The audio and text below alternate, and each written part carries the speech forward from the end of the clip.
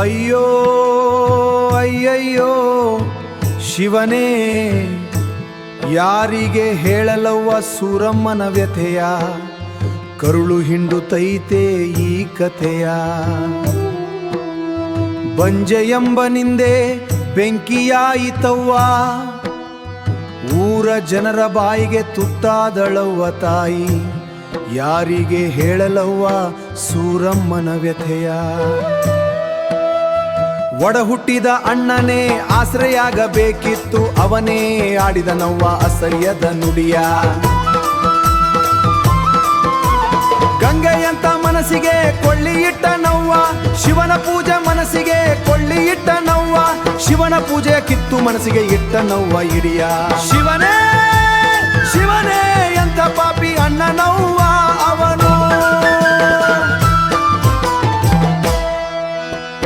ಕಲ್ಲಲ್ಲ ಆ ಶಿವನು ಕರಗಿದನು ತಪಸ್ಸಿಗೆ, ಕಠಿಣ ವ್ರತದ ಫಲವಾಗಿ ಜನಿಸಿದನು ಬೀರಪ್ಪ.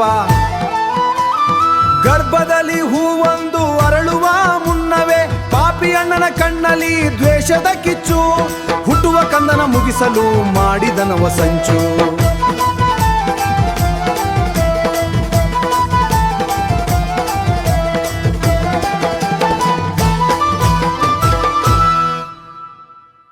ತವರೂರ ಬುತ್ತಿಯಲ್ಲಿ ಪ್ರೀತಿ ಇರಲಿಲ್ಲ ತಾಯಿ, ಹೆತ್ತವಳಿಗೆ ಸಾವಿನ ಮರಣ ಶಾಸನವಿತ್ತು.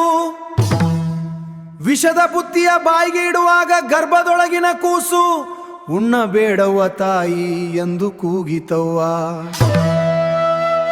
ಸಾಕ್ಷಾತ್ ಪರಶಿವನೇ ಕಂದನಾಗಿ ಬಂದು ತಾಯಿಯ ಪ್ರಾಣವ ಉಳಿಸಿದನವ ನಮ ಬೀರಪ್ಪ.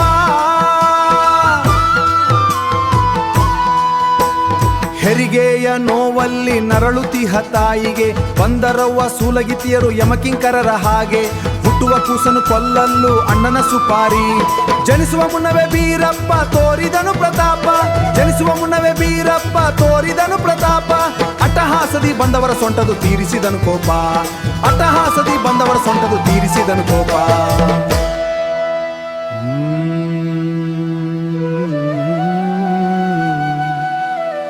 ಮಗನ ರಕ್ಷಿಸಲು ಎದೆಗೌಚಿ ಅಳುವಾಗ, ಆರೋದನಕ್ಕೆ ಕರಳವ ಈ ತಾಯಿಯ ವ್ಯಥೆಲು.